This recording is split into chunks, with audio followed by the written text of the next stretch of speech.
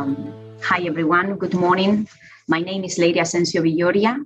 I am a senior lecturer in architecture and urban design at the Melbourne School of Design at University of Melbourne. Today, I'll be hosting Jeremy SIEGEL's lecture together with David Ma. I would like to begin by acknowledging the traditional owners and custodians of the land on which we meet today, the peoples of the Kulin Nation. I also pay my respect to the elders, past and present. Today's lecture by Jeremy SIEGEL is called Social Infrastructure in a Changing Climate. Jeremy Allen SIEGEL is an associate at BIG, New York City. Jeremy has been working with the B.R. Kingalls Group since the establishment of its New York office in 2010, and brings a focus on issues of urbanism, landscape, infrastructure, and climate change adaptation. Jeremy led the BIG team in its winning Big U proposal for the federal Build by Design competition, and has led the urban design of the subsequent East Side Coastal Resiliency project, Big U Park proposal, and other complex infrastructure and planning efforts for a variety of clients. Jeremy is a forefront fellow with the Urban Design Forum and lectures frequently on issues of resilient and sustainable design and planning. He has taught at Cornell University, the University of Pennsylvania, and Parsons School of Constructed Environments. Jeremy is also a graduate of Cornell University, where we first met him close to 15 years ago. And Jeremy will be discussing BIG's developing body of work on urban infrastructure and planning through a series of recent and ongoing projects. Please remember that we have a Q&A function where you can post your questions to Jeremy, and then David will be referring to them during the discussion. So without any further ado, please join me in welcoming Jeremy SIEGEL. Thank you. Thank you very much for that introduction, Leire. And David, it's a pleasure to be here with you tonight, and fun just reflecting on the last 11 years since architecture school, where I think towards the end, actually, Leire and David, when you were advising me on my thesis, I think at that time I was kind of starting to grapple with how to sort of take the architect or designer's role and grapple with issues that maybe go beyond the scale of the building. I think that's something that has kind of continued into professional practice for me as well. And so I'm excited to share kind of a series of projects over the next hour or so that perhaps go a little bit beyond the sort of projects that those of you familiar with BIG might know best, and that reflect a whole series of issues related to climate, related to infrastructure, related to large-scale urbanization that we have been engaging with, I think, in deeper and deeper ways, and that have changed our practice for sure. So with that, I will begin to share my screen. All right. So the talk is called Social Infrastructure for a Changing Climate. I think changes in the climate, even if we can't all agree on exactly what's causing them, are becoming more and more evident. And so our work, I would say, on climate change adaptation falls into one of two categories, and typically both categories. Adapting to a changing climate has both to do with sort of preventing the causes of climate to begin with, reducing our carbon emissions, using resources in a more circular way, et cetera. Sustainability is the general bucket that's usually put under. And then resiliency is actually being able to adapt cities and buildings and landscapes even to the impacts of a changing climate, which we know at this point, at least a good set of them, we won't really be able to avoid. So the projects that I'll be talking about, you can think about those two categories as I'm talking through some of these projects. One thing that I really have appreciated about dealing with these issues is that I feel that they've given certainly our practice, but I think also the discipline as a whole, some guideposts and some sort of maybe an agenda that is is becoming richer and performance-based, and that I think is making our work and our skill set more relevant to the world at large and to society.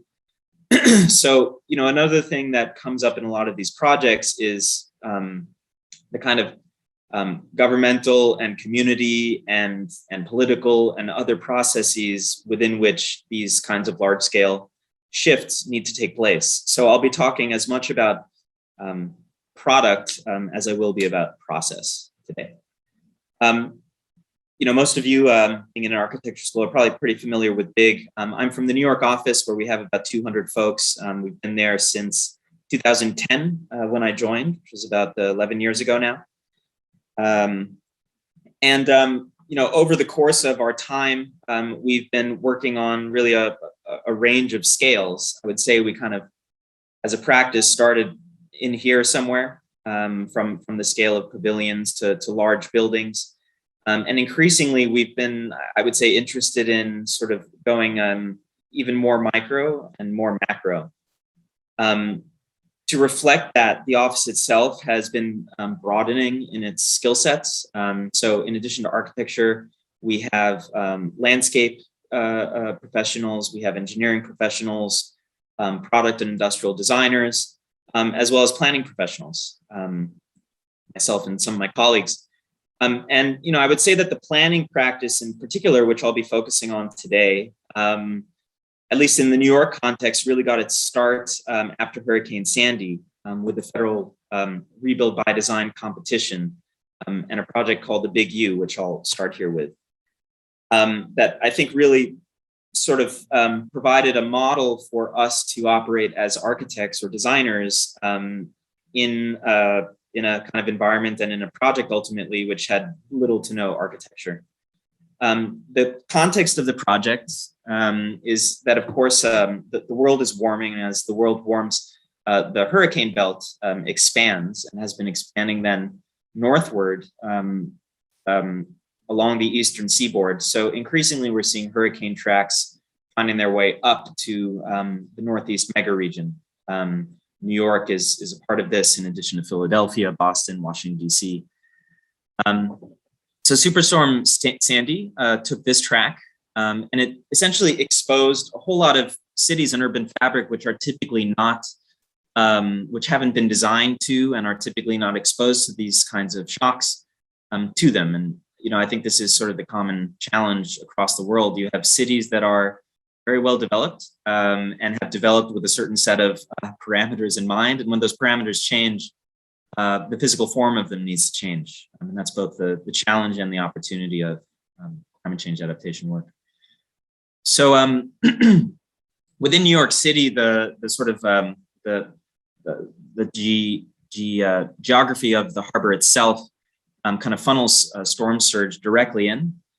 And is exposing now about 50% of the city to risk. A lot of that, both the physical risk of infrastructure and buildings, and also, of course, the social risks that come with disruption of city infrastructure, are kind of a result of a program of land reclamation, which really started with the Dutch and the British in the 17th century, sort of concentrating land, creating new land, and concentrating economic activity towards the harbor, but at the same time building up a lot of risk.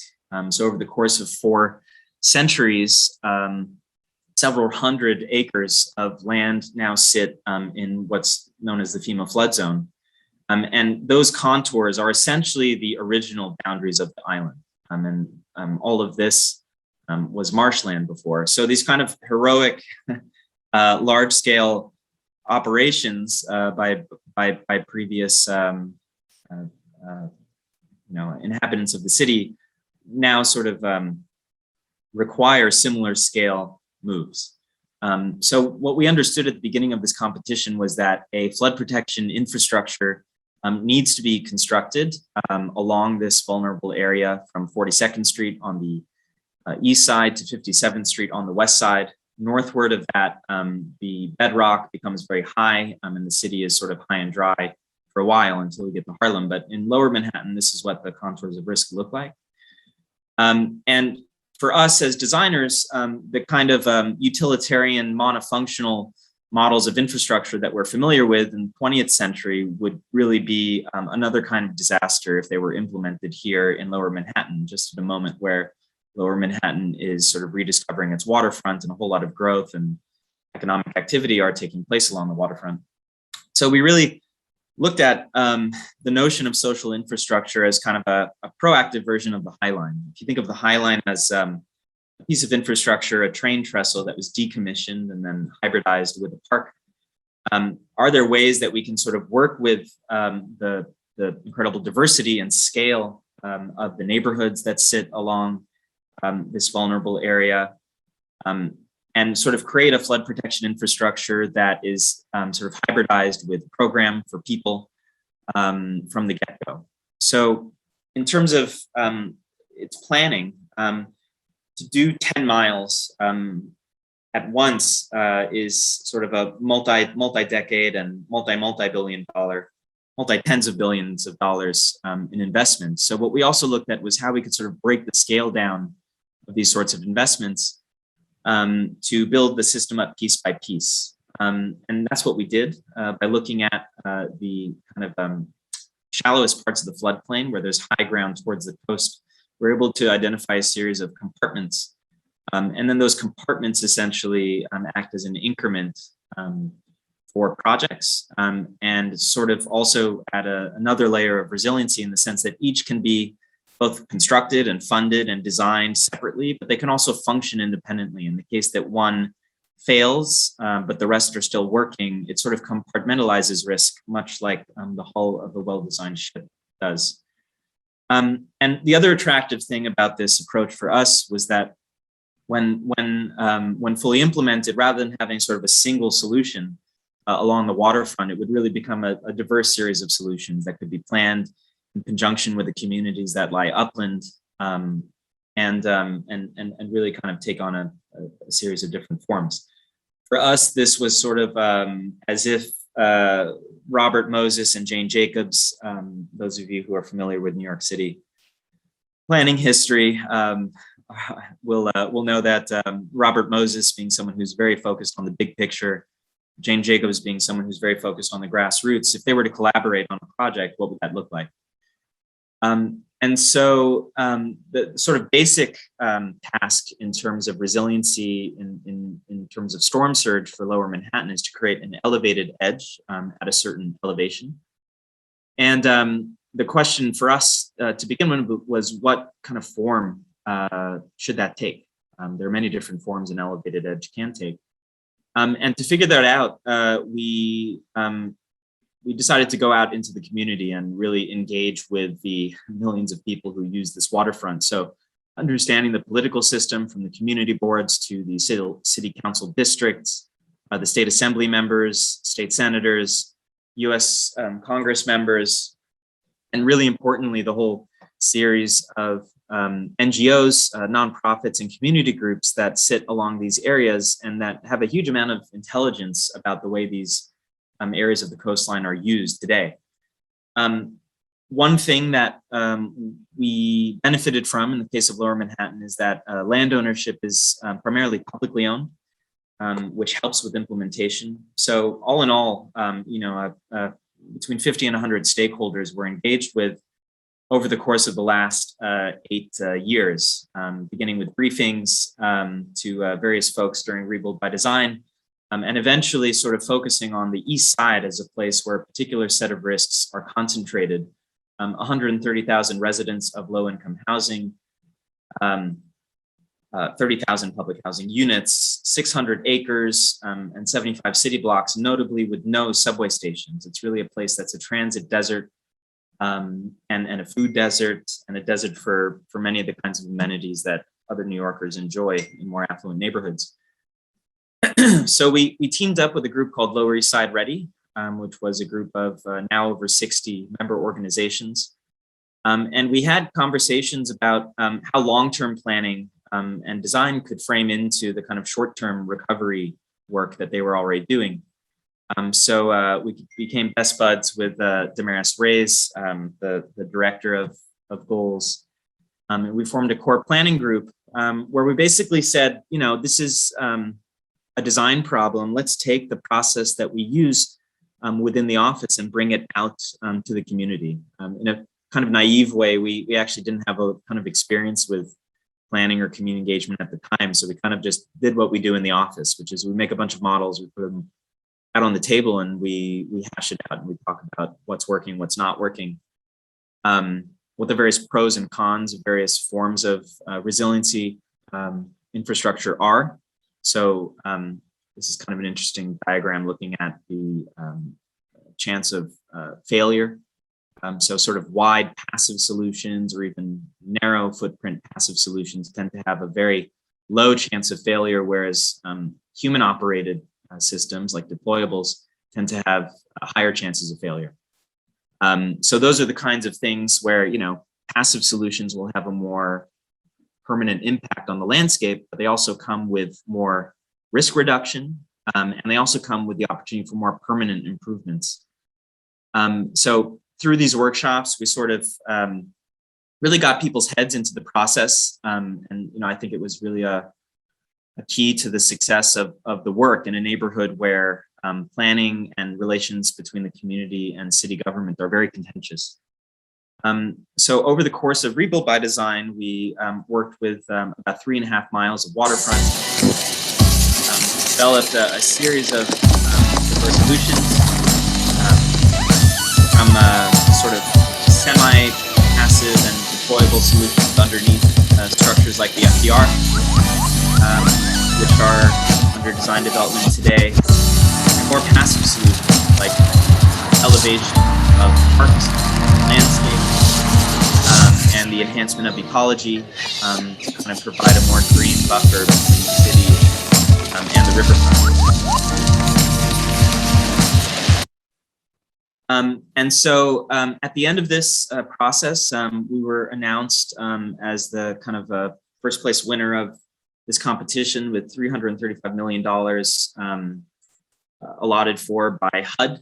This is the Secretary of HUD, the Department of Housing and Urban Development, Sean Donovan, standing together with Mayor Bill de Blasio, Senior Senator Chuck Schumer, and former Governor Cuomo. These are 4 people that are very difficult to get in the same place. So it was really a kind of, you know, the city and the state and the federal government coming together to pilot a new kind of resiliency project, the result of which is the Eastside Coastal Resiliency Project, which I've spent the last 7 years overseeing. This will form the first compartment running from East 23rd Street down to East Montgomery Street.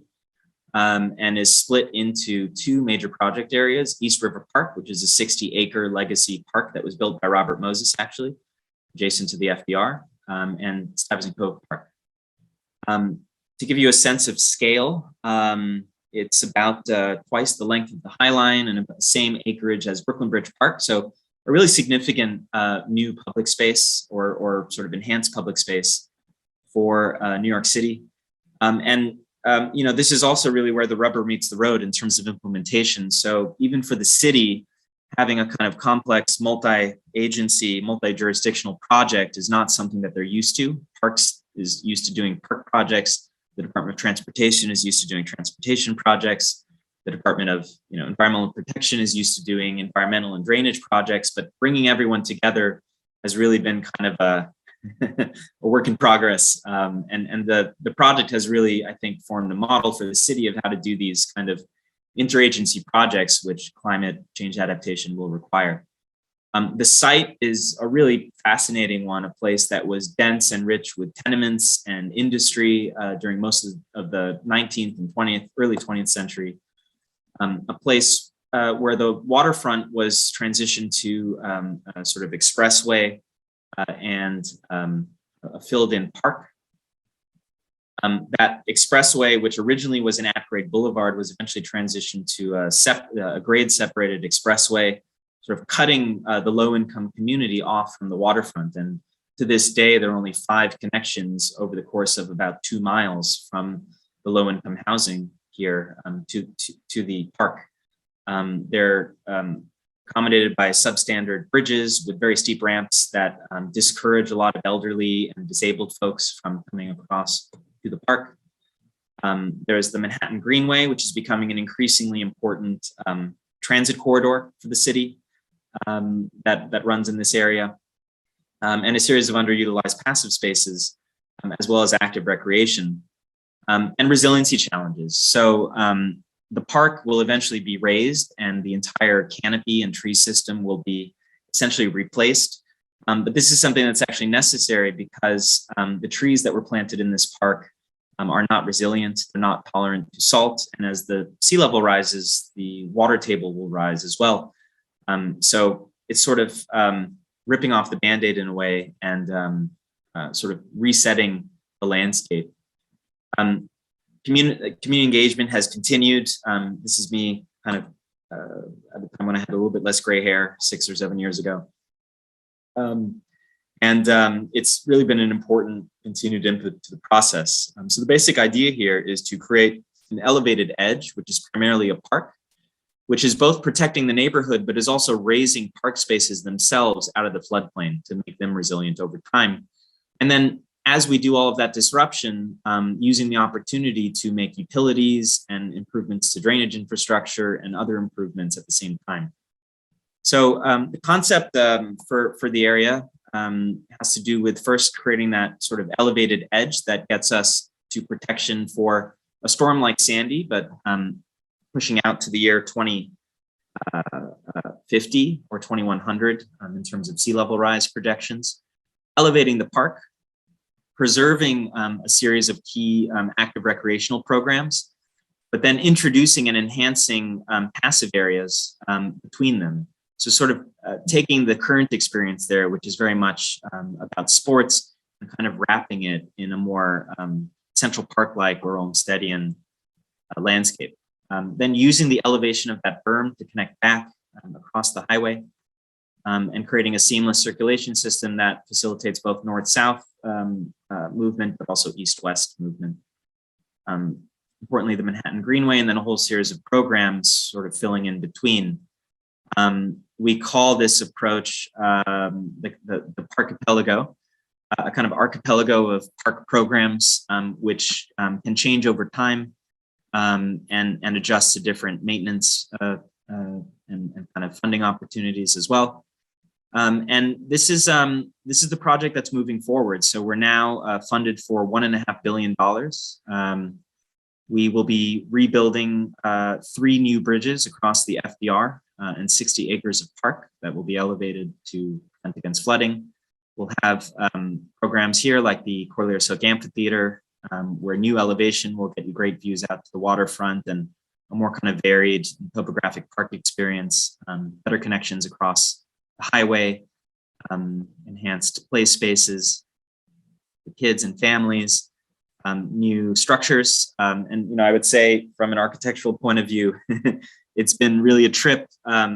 This is a park which is completely owned and operated by the Parks Department. It doesn't have a private conservancy, which actually every new major park in New York City has had. Because this is in a low-income area, it doesn't have those kind of real estate benefactors. So we've been having to really work with New York City park standards. So in a case where they said, for your buildings, you can choose one of these colors from our standard ceramic tiles. We said, great, thank you. We'll use all of them, but we'll use your standard tiles. A couple other opportunities here. One is an environmental education center, which will be built at the northern end of the park called Solar One, which will be providing educational space for kids in the area. It will be built likely first, and then flood protection will start to be phased in over time. And we are getting very close here. This is the final CD set. It gives you a sense of kind of some of the flood walls and wall structures.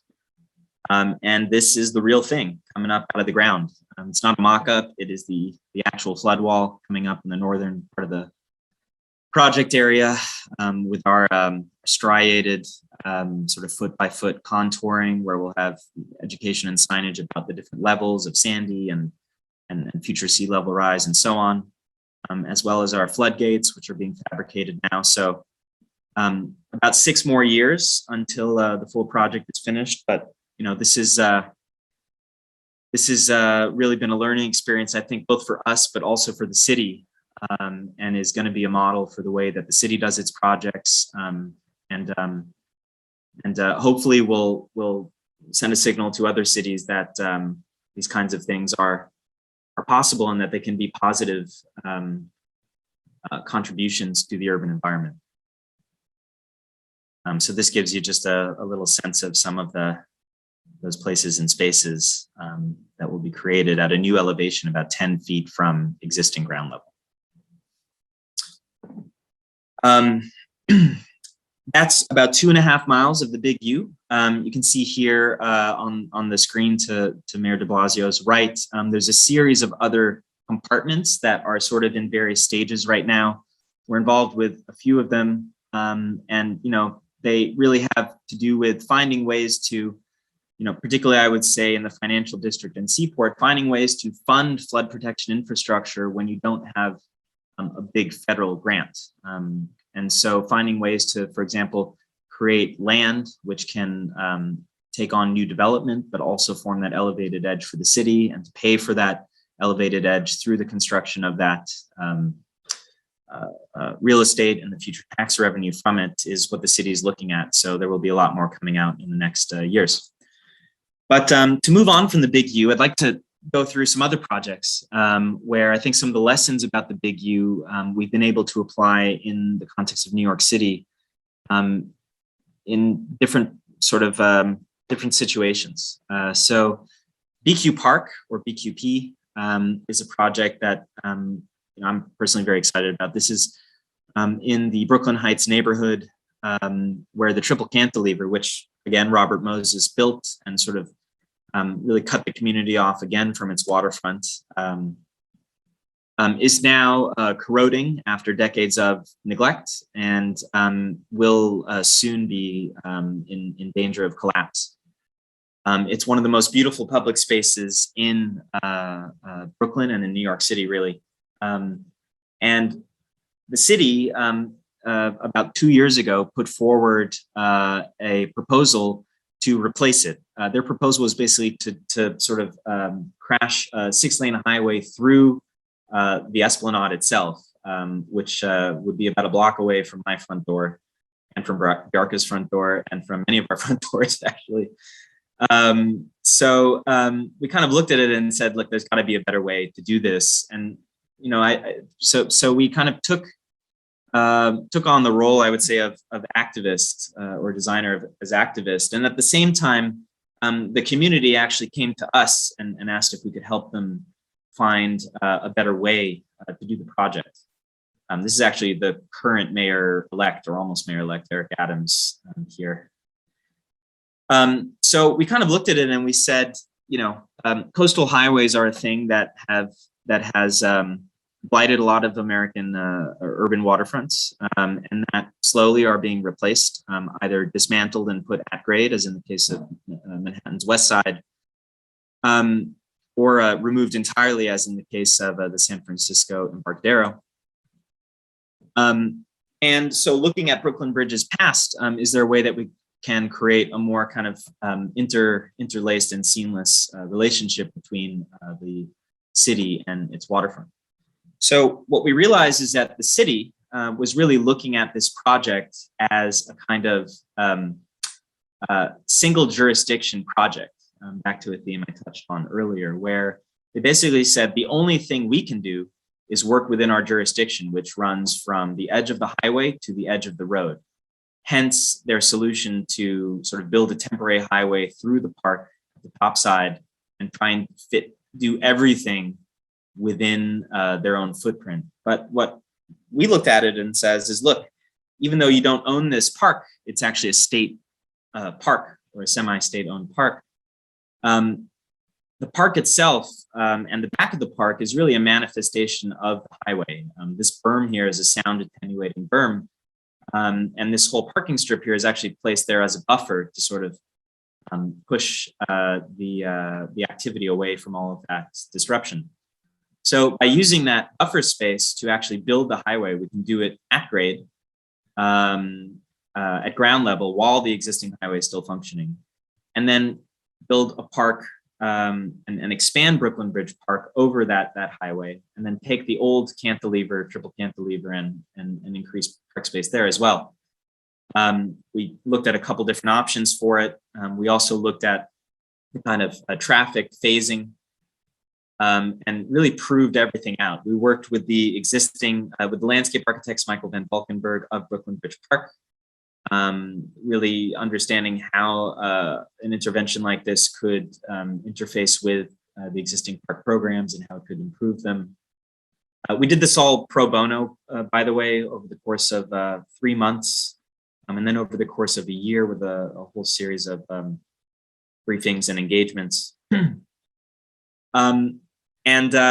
You know, a big thing here was being able to engage with the technical aspects of the proposal. So, you know, aside from the pretty picture, what are all those challenges that, you know, all the city agencies have in mind, and how can we address each and every one with them? So that's, you know, looking at things as boring as the electrical utility buildings for the MTA, meeting with their chief electrical engineer and coming up with a plan to sort of, you know, raise, make scaffoldings and then raise substations incrementally.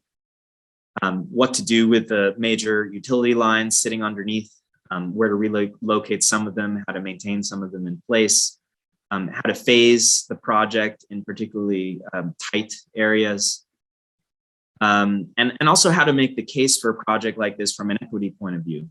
You know, who is the user shed for this project, and who will benefit from it. So through all of that work and all of that engagement, which ended up really lasting over the course of a year, we began to really find an audience with the mayor's expert panel, with various elected officials in settings like this town hall of 1,100 people, where we were able to present the idea to 5 of the mayoral candidates.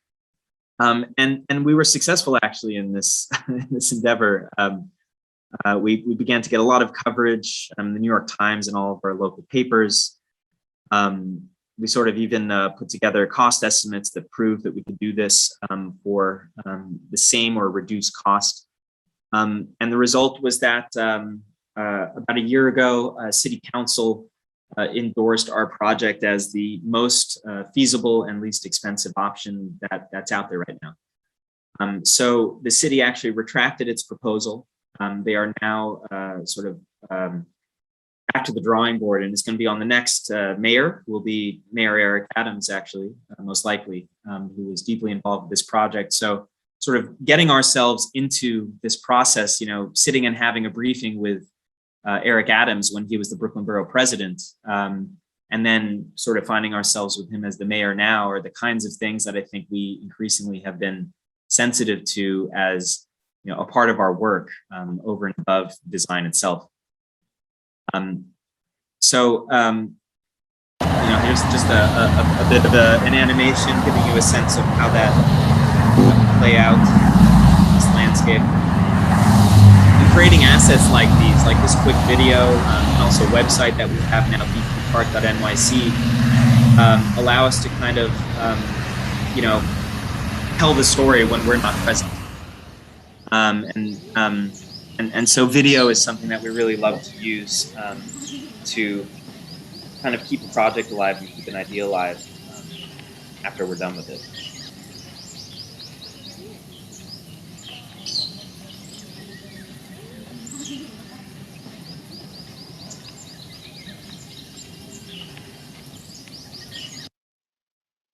All right, so actually just next door, and actually linking the East Side Manhattan waterfront to the Brooklyn Bridge Park waterfront that I was just describing, is another project that we've been working on the last year called Brooklyn Bridge Back to the Future. The Brooklyn Bridge at its inception, this is a video actually taken by Thomas Edison, was this kind of, paragon of sort of innovative urban infrastructure. It has today become completely overcrowded on the top side promenade. But during COVID, we also saw that it was completely empty for a time. And the kind of the stress of that whole situation really started to make us think about public space in a different way. So City Council around this time actually hosted a competition to look at ideas for the Brooklyn Bridge to basically first just narrowly look at the problem of overcrowding on the promenade and kind of come up with solutions for what to do about it. But I would say all of the events of COVID and of BLM happening concurrently really got us thinking, I would say, in a more radical way. And rather than a simple architectural solution of how to widen the promenade up top, we really began to look at this in a larger context. So if you actually look at the Brooklyn Bridge, originally in the 1900s, at its peak, it was carrying 430,000 passengers a day, or 430,000 people a day across it. That was because it had heavy rail in its center. It had light rail, streetcars, and it had a space for bikes, pedestrians, and only one lane on either side for horse-drawn carriages, which was sort of the predecessor to the single family kind of automobile. So Robert Moses, again, you're probably sensing a theme here, post-war in the 1950s, demolished the streetcar terminals, removed the trains, and it transitioned to a dual 3-lane, so 6 lanes in total roadway, which is great at moving cars or sometimes, and bad at moving cars other times.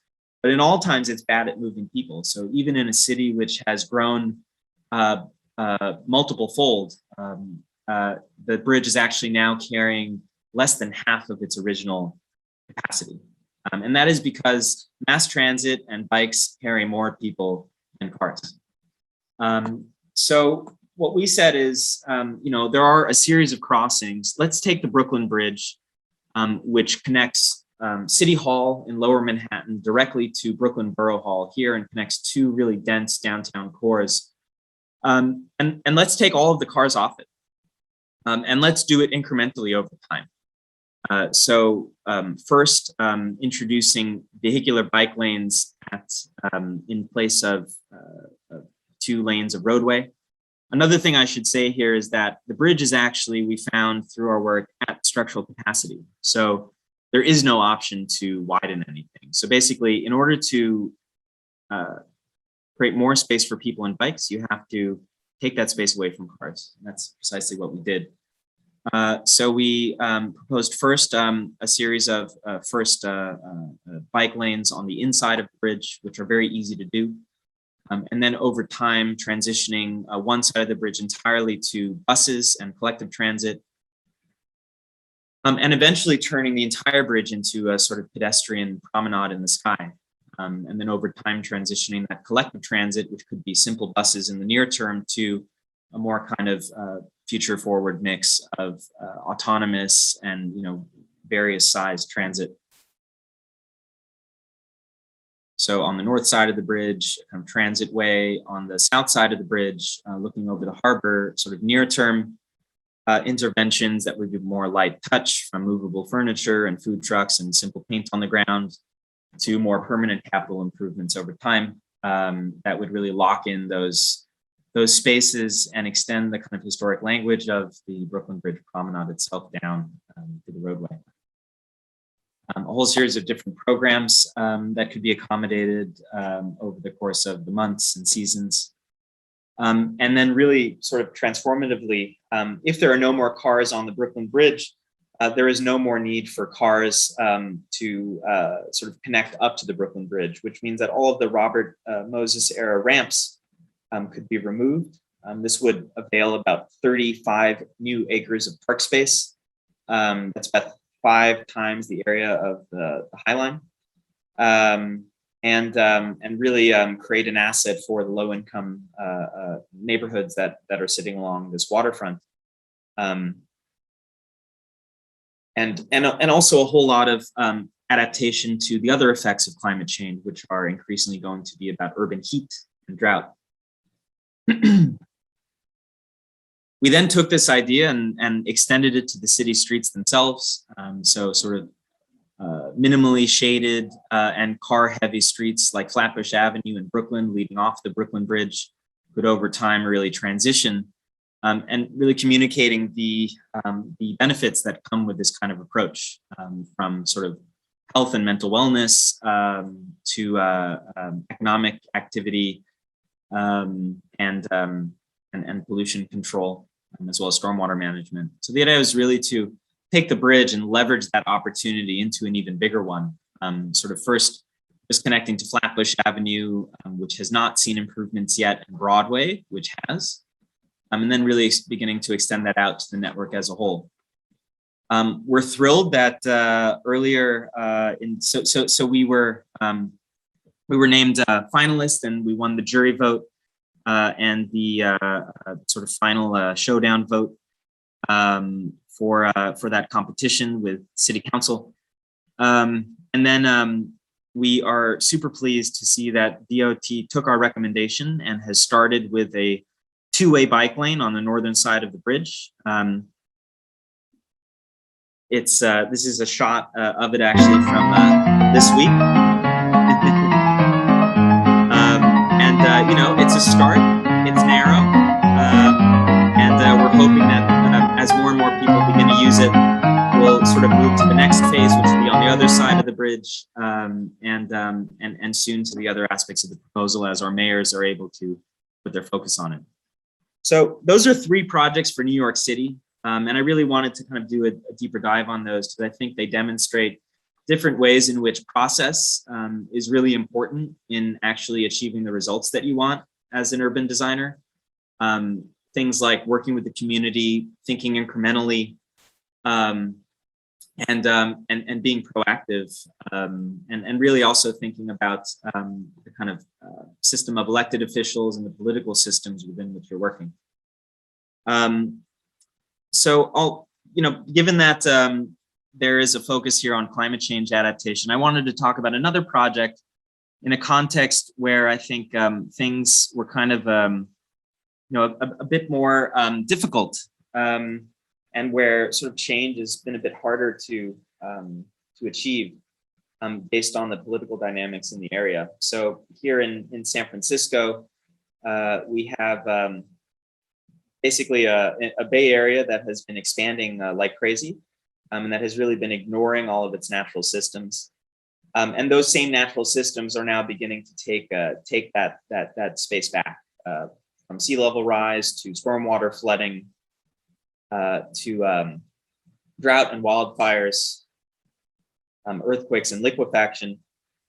And so in the Bay Area, we participated in a process similar to Rebuild by Design called Resilient by Design, also funded by the Rockefeller Foundation, where we kind of looked at the creeks as a kind of increment for restoration and stormwater management, and then also as an increment for sea level rise protection. We then took sort of a prototypical area and developed it together with the city of San Francisco. This area is called Isleas Creek.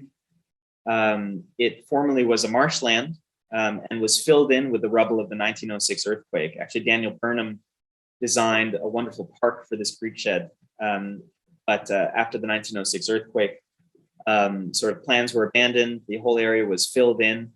And today there's a very low and sort of industrial set of uses that's happening in this area, which is itself super prone to flooding. So this was an idea of really working with a series of private properties and building up and restoring a creek system over time.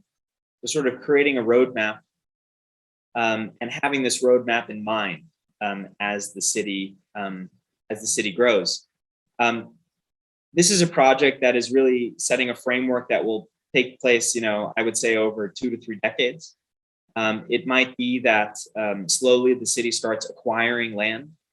And if there's, a seismic event that sort of clears some of the less structurally stable industrial buildings, those are moments at which land can be acquired for a move such as this. But I think really in San Francisco, the issue that we faced was that one, we have a huge amount of sort of slowness in development and NIMBYism, but also sea level rise is not an acute threat as storm surges in the case of Hurricane Sandy. And San Francisco hasn't really had one of those big shocks that forces it into action. So I think for that reason, we've been seeing a lot more traction with projects on the Eastern Seaboard than we have in San Francisco. And I'll just touch on one more project here, Leire, before wrapping, if we'd like to leave time for questions. I do have a few more projects to show and wouldn't mind to go a bit longer, but Leire, do you want to give me a little bit of guidance on what you'd prefer? Hi, sorry, I've transformed into David. Hi, David. Hi, Jeremy. Look, why don't you go with this, and then we'll let you know at the end. I'll just check back in with you in a sec. All right, sure. Yep. So in terms of finding space to kind of build up housing, another sort of project and idea that we've been looking at in a theoretical sense and also in a very practical sense has been the notion of floating development.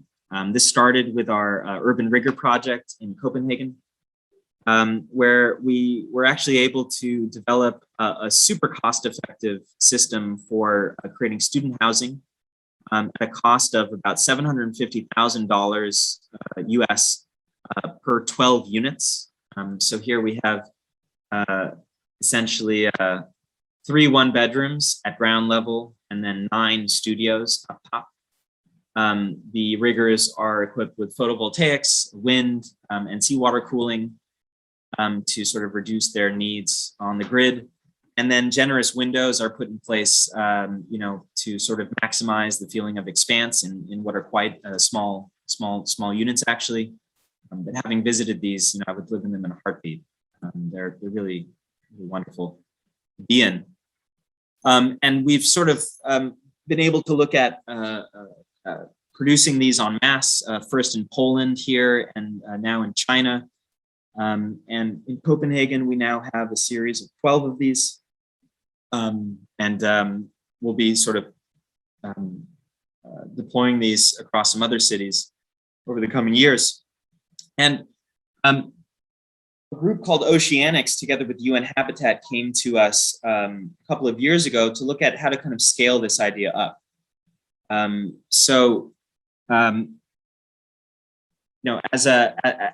a kind of idea to not just protect areas from sea level rise, but really to adapt to them over time, so that wherever you are, you're able to kind of harvest the resources that you need, whether it's processing waste or collecting water.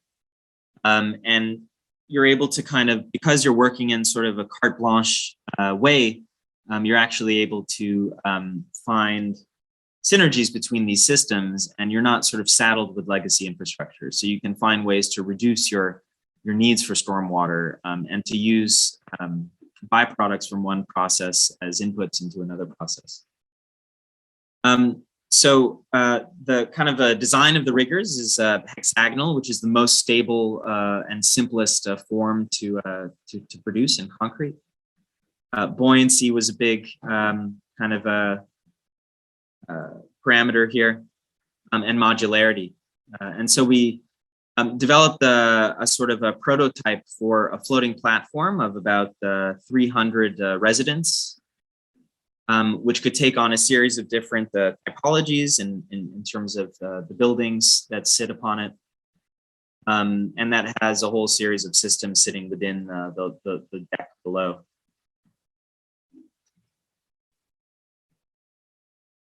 Producing food both above in daylit farming, below in aeroponics, and even below that within the water and in aquaponics and 3D ocean farming.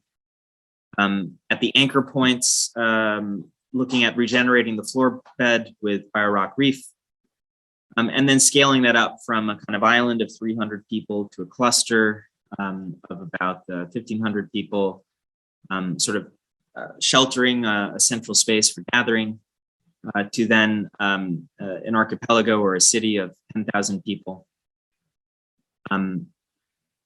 Yeah, really creating a framework here that that can adapt over time. So, this is one of those, I would say, more sort of moonshot approaches, where a small kind of practical solution is now trying to be scaled up to something larger. This is also one that we'll be watching over the next few years, and that could find a series of homes at some place in the world, whether that's Scandinavia or the Middle East or Asia or Africa. Yeah, so I will maybe get to one other project here, if I can, David, which is, I think, an indication of the kind of project that we're getting asked to work on more and more, which is sort of, I think in each of these projects we've looked at one system in more detail, whether it's resiliency infrastructure or transportation infrastructure, or housing. In this case, the city of Barranquilla in Colombia came to us and really asked us to look at a plan for their growth in their sort of new territories. It's a place that has sort of been very vibrant over the last, or in the early 20th century, but that really turned inwards and sort of stagnated in the middle of the 20th century, but that is now beginning to grow. But they recognize that as they grow, while they were growing in a more compact way for most of the 20th century, as sort of more stability and security and economic prosperity are being achieved, simultaneously sprawl and less sustainable modes of development are occurring. So rather than sort of wait for that sprawl to happen in a kind of informal way and to end up with a completely homogeneous and difficult to navigate world, they really asked us to look at both the places and the people, and to find ways to look at their planning and regulations, their economic development, industry, commerce and agriculture, tourism, housing, public realm, really kind of across the board, and to find a framework for all of these things to fit within over time.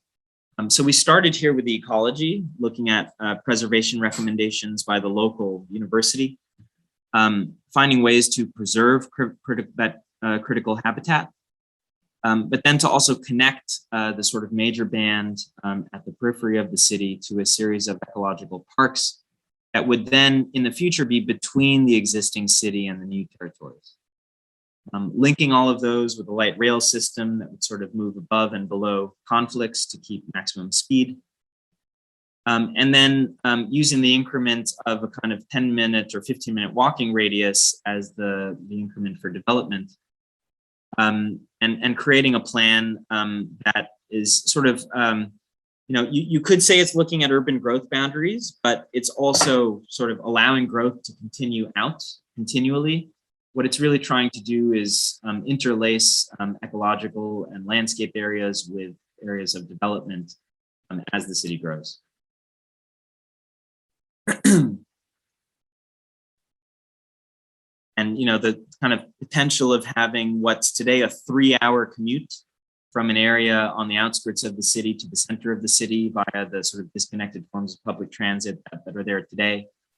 And being able to have a kind of a 30-minute commute where you leave your house, you're able to drop your kids off in a public plaza that then has rideshare bikes, separated, safe, dedicated bike lanes that take you to a transportation hub, having this elevated line and then taking you to your place of work, which is now on a street that's shaded and irrigated. Is really what we're looking at there. I myself just spent about 6 months in the city of working with the island of Penang in Malaysia, where we're really finding that to sort of meet our sustainability goals when it comes to reducing carbon footprint, just the simple act of being able to connect and create a functional urban network that is continuous, that is not full of sort of suburban cul-de-sacs, that has separated areas for biking that are efficient, as well as alternative modes like water transportation, are really the things that are allowing us to cut our carbon footprint significantly as compared to baseline development that is completely car oriented. And the kind of streetscapes that we're developing here, which are very well shaded, which are irrigated, really come back to a lot of the themes that we've been looking at in terms of retrofitting existing cities. So, yeah, I mean, all of that's to say that I think we are really, with the body of work that we've been engaged in over the last 10 years, I think patterns are emerging that have really piqued our interest in, the even bigger picture.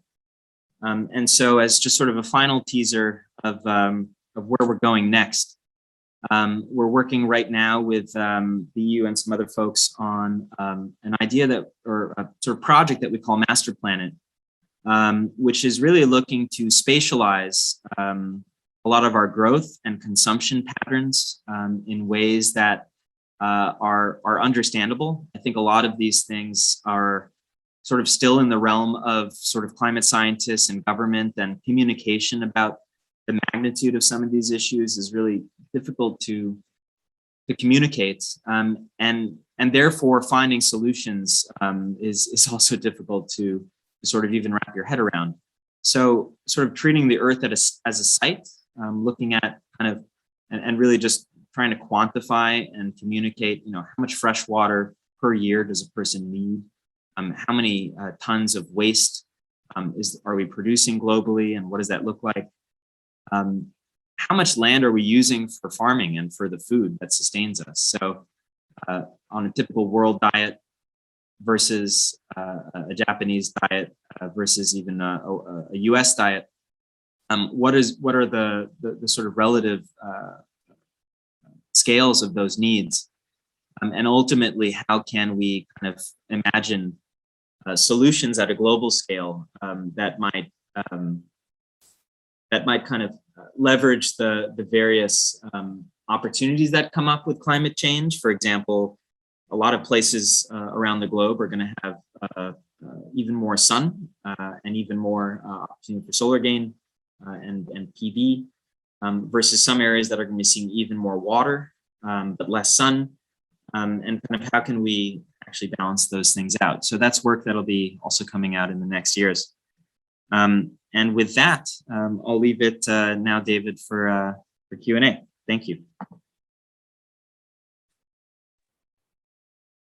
Hi, Jeremy. Thank you very much for that talk. I think that's, that definitely covers the full span from quite local all the way up to the full planet. So I think that's that's a good range of scales. But I think there's a certainly very clearly a new model of, let's say, design practice. So I wouldn't not explicitly, let's say, just novel, but it's a kind of one that's probably necessary that we need to look at, which is the kind of one where all the disciplines are somehow on the table somehow. So I think that's a pretty compelling presentation in that sense.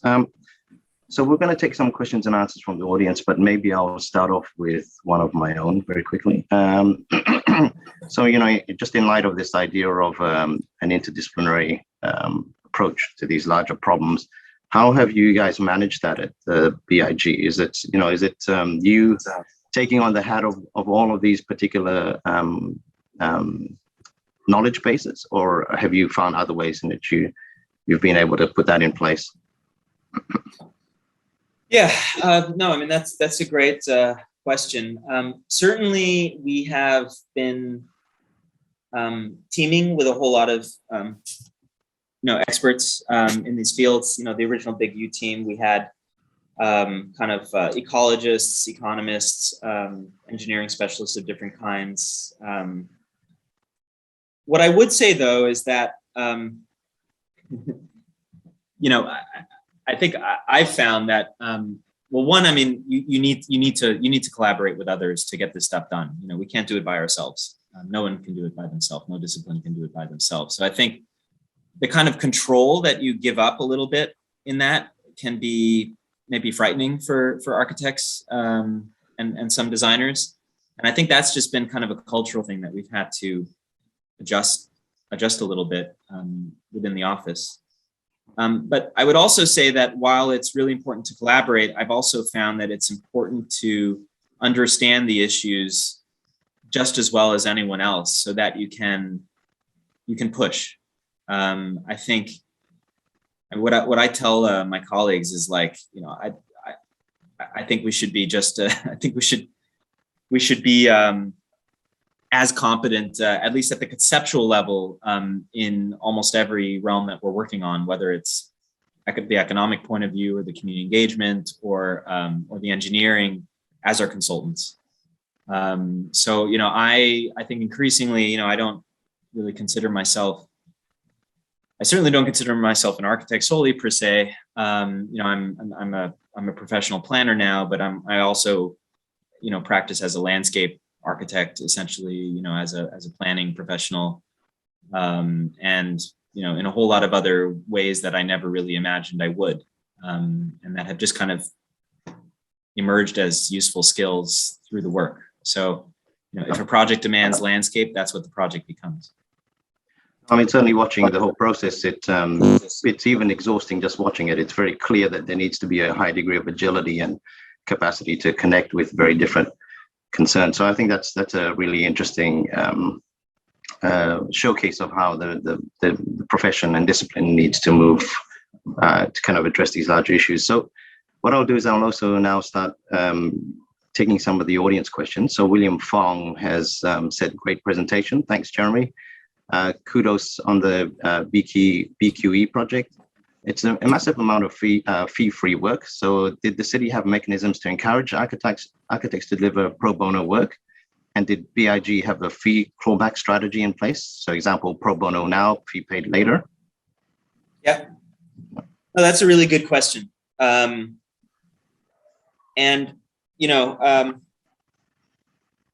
I would say that that was meant to be a 2-week effort that became a year-long effort, mostly through passion. I mean, you know, myself and a few of my colleagues who were mostly staff to the East Side, to the ESCR project, ended up taking that on, you know, kind of sort of late afternoons, evenings, and whenever we could find the time for it. But it is a lot of fee-free work. You know, I think in the case of that particular project, I would say if there was a quid pro quo of any kind, because obviously, you know, whether or not our idea is accepted, we're not guaranteed anything in terms of, you know, we'll still have to bid for an eventual RFP like anyone else. But I think in that case, what it was for us was a way to, I would say, meet our neighbors and really engage with, you know, a whole lot of groups and people in Brooklyn that we didn't know yet. And so, you know, meeting the Brooklyn Borough President, meeting the various community groups, you know, I think the kind of network building that comes with that is something that we found valuable in that case. And, you know, of course, a year-long effort of this sophistication is not something that's sort of replicable for all practices. You know, there are practices larger than us that are able to do this kind of work on that kind of model even more than we are. We really have to limit ourselves to like one of those per year. You know, but I would say even if you're a small practice in a small town, you know, I think these kinds of things where you have the opportunity to engage with people who are responsible for shaping the built environment, you know, there's a lot of value in that. And, you know, I'm certain that a whole series of projects will come from the work, whether we're aware of it or not. So that's that. And, you know, in that case, no, the city was not sort of soliciting the work explicitly. It was really just individual architects coming out, and, you know, community groups actually did fund some architects in their work. So, yeah. Yep, no problem. That's we clear. have another question. We actually have quite a few to go through, so I'll try and go through as many of them as I can. So one says, thank you, Jeremy, for an informative presentation. With respect to the Urban Rigor project in Copenhagen and the idea that the planning strategy can be repeated anywhere else in the world, how would you respond to local cultures in specific microclimates with this pre-designed framework? So do you believe in this idea of universal design or designing more specificity with respect to place, or is it a bit of both? Thank you. And, you know, I would also probably follow up with a kind of question, not to prompt your answer, but I think it'd be interesting to know within the big U as well, there seems to be quite a specificity to the different sides or parts of New York and how you responded within this larger framework. So it might be interesting also to hear both in response to the Copenhagen project and also the specificity that was kind of developed within the big U as well. So, yeah, no, I mean it's a really interesting question and an interesting dynamic. I mean, you know, maybe just to start with the specifics, you know, in the case of urban rigor, I think, you know, right now, a lot of the cities that we're talking to are of a similar climate. You know, we've been, I think it's been Gothenburg, Paris, Stockholm, those kinds of cities. So, you know, I think it maybe hasn't come up so much yet. I do think that climate is maybe the first major factor that would very clearly, you know, show itself in permutations of the unit, if it were to be placed, you know, let's say somewhere in the Middle East or in the tropics or what have you. And, you know, in terms of the idea of universal design, I think it's a mix of both. And I think that's how we as a firm and I think Jarkko thinks of things. I think there are certain things that are universal. I think the more you practice, the more you kind of begin to see those things, those patterns that are a result of, you know, fundamental human needs and wants. And at the same time, you know, I think you start to feel like it's important to recognize and try to enhance and build off of the things that are particular to a place. And I would actually say that the challenge there I have found has been less on my side than it is on actually the challenge I found is actually in the places that we're working in. So to take maybe the Colombian and the Malaysian projects as examples, what, you know, I've been finding in those places is that the desire is really to kind of, in many ways, at least in the development community and also just in the lifestyles of folks in the market, is to actually move towards more Western, you know, model of living in some ways, or even a retrograde Western model where it's about highways and enclaved communities and all these things that we kind of did for 50, 60 years. And we said, no, we don't want any more of it. And, you know, in a way you kind of feel like you've arrived in a time machine and you're like, hey, like, you know, we did this 60 years ago. I'm here to tell you, stop, you know, don't build the enclaved tower communities connected by highways and nothing else. But it's hard.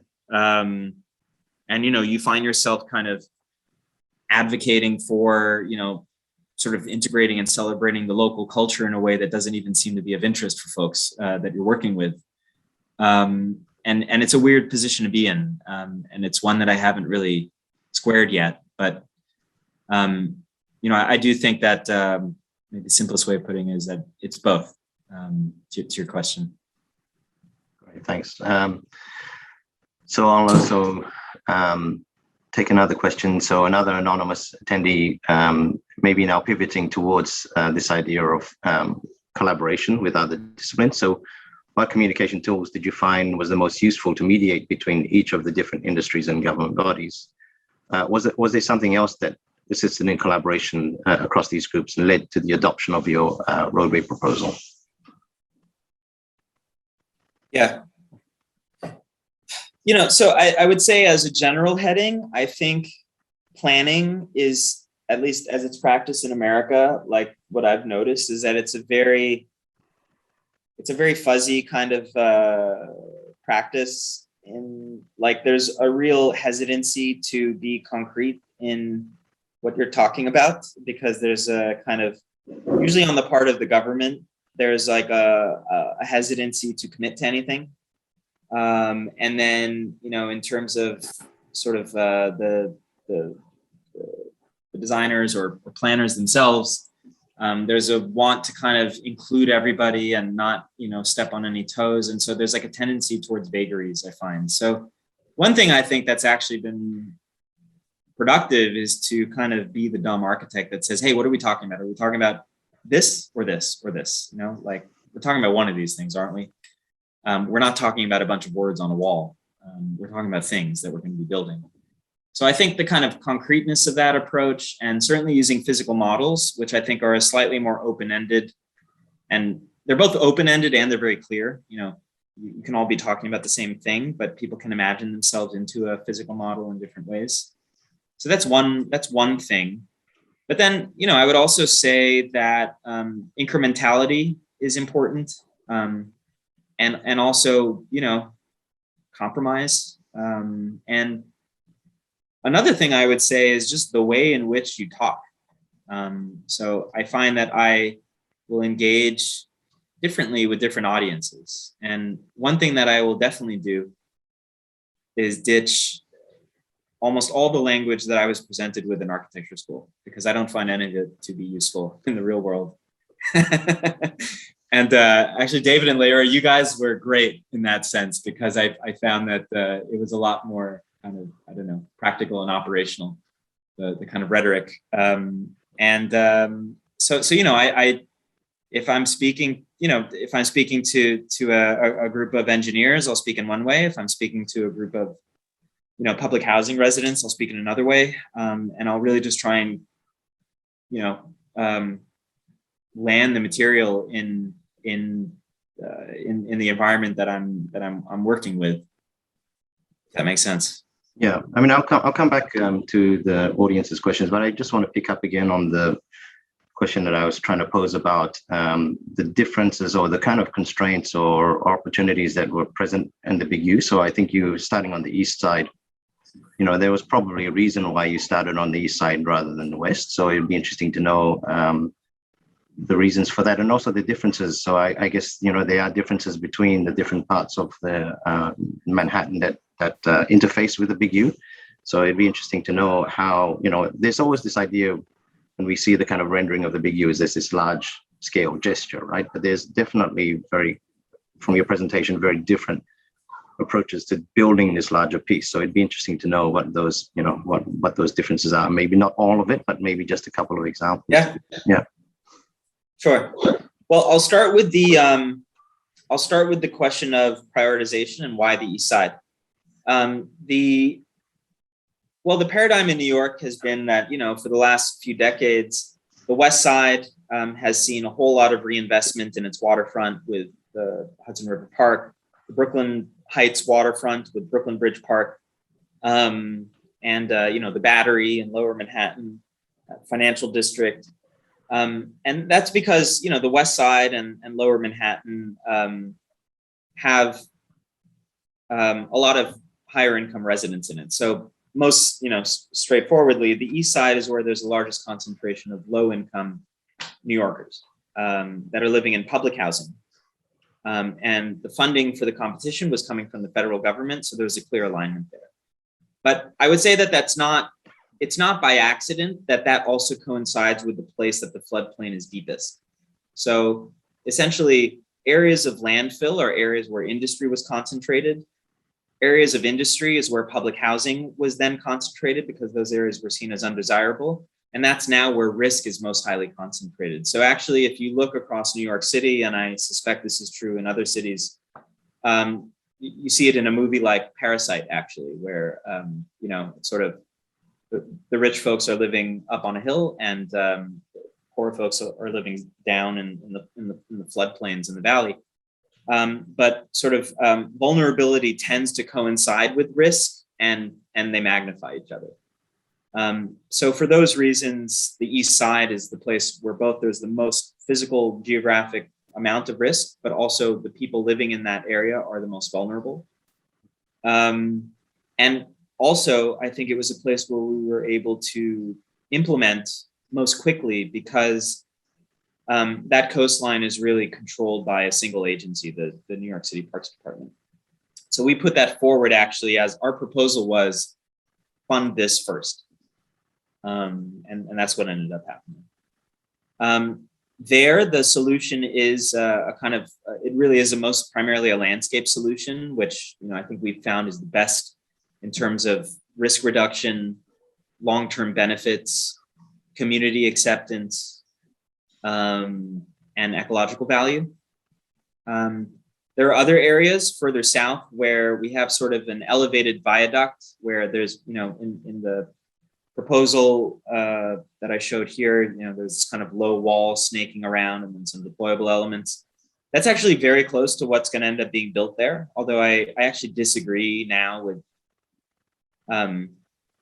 that solution there. I don't think anything should be built underneath an aging highway. And I feel really strongly about that since we did the Brooklyn Bridge work, where I realized that that viaduct, which is connecting, the only purpose that viaduct serves is to connect to the Brooklyn Bridge.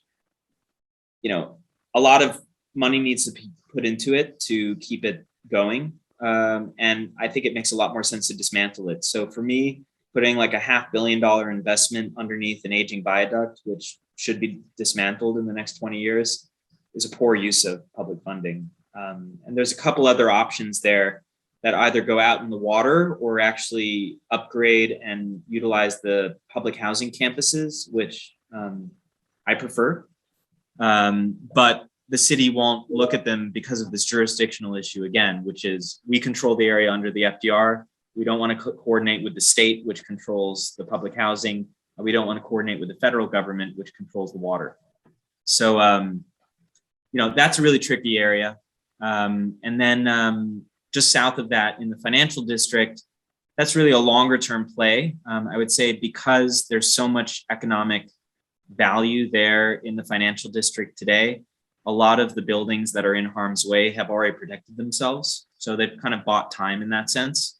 But after a couple decades, it'll start flooding more frequently. And for that reason, a longer term solution needs to be looked at. So what we recommended in our work with the city was the notion of a kind of multi-purpose landform that would create more park space, more amenity space for Lower Manhattan, which is increasing in residential density, and also create a funding stream, because basically the way that the city can fund it is they create new parcels which will be generating future property taxes. And then they basically can go to a bank and take out a loan on those future tax revenues and say, hey, we'll pay you back in a few decades if you give us the money to build this thing now.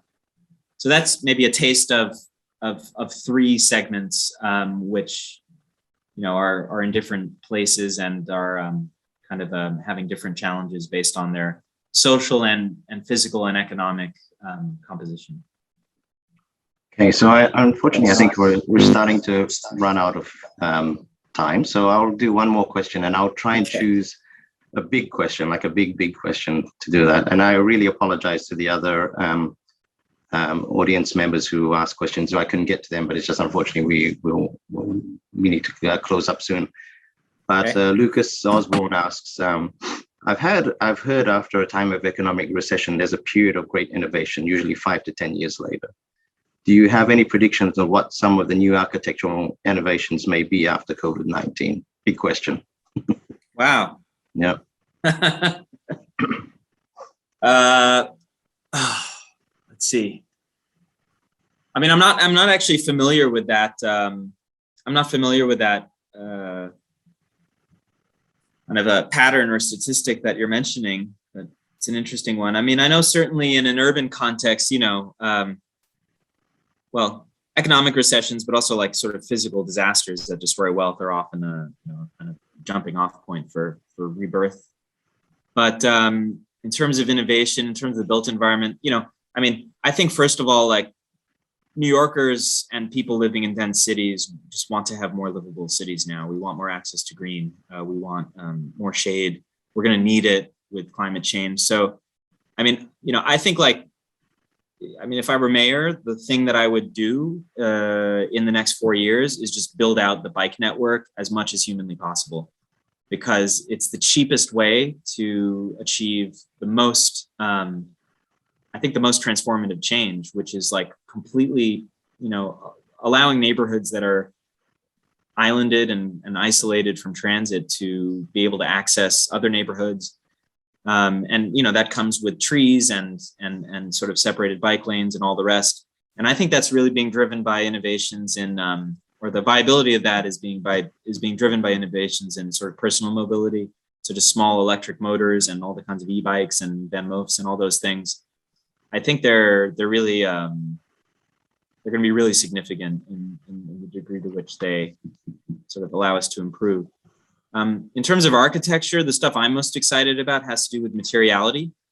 So I'm really hoping that a kind of return to real materials, to wood, to renewable, like super renewable materials like bamboo, and, you know, advances in engineering, even something like bamboo. But, you know, also coming back to stone and sort of materials that are grown like cork and these kinds of things. You know, for me are the way to sort of actually get our carbon footprint down, but also introduce new qualities to architecture that might also allow us to sort of focus less on form and more on sort of quality, affect, and experience. Yeah, I mean, it's interesting. I think there's that little finding, that chart that I think at OMA, I think Rainier de Graaf at OMA talks about how the last time architects really theorized about the city was corresponding roughly to the post-war period. So it's when there was massive kind of destruction and rebuilding is when we were able to rethink about, architects were kind of brave enough to talk about engaging the city. And I guess climate change is another kind of major shock. Yes. that's bringing that into place. So I think that's very interesting to see. So, well, thank you very much, Jeremy. That was a fantastic lecture, and it was good to see what happens behind closed doors at BIG and how it works, everything behind. So it was a great lecture. It was very nice to see you again, Jeremy. I think good to see you thriving. Yeah, we're enjoying it. No problem. So now I think I'll just have to make a couple of public announcements, and then can move on. Thanks, Jeremy. So just to let you know that we've got a couple of lectures coming up at MSD at home. So on Tuesday, 19th of October from 12 to 1, there's a Dean's Lecture Series, lecture by Nicholas Blomley on making property outlaws, law and relegation. And just to also let you know that all of the lectures at MSD at home are posted to the YouTube page, which you can see the link to here. And yeah, please invite you if you want to watch the video again or the lecture again. It'll be up on YouTube. So great. Yeah, so please check in on that. Okay, thank you very much, guys. Thank you very much, Jeremy. See you later. Everyone, bye. Thank you.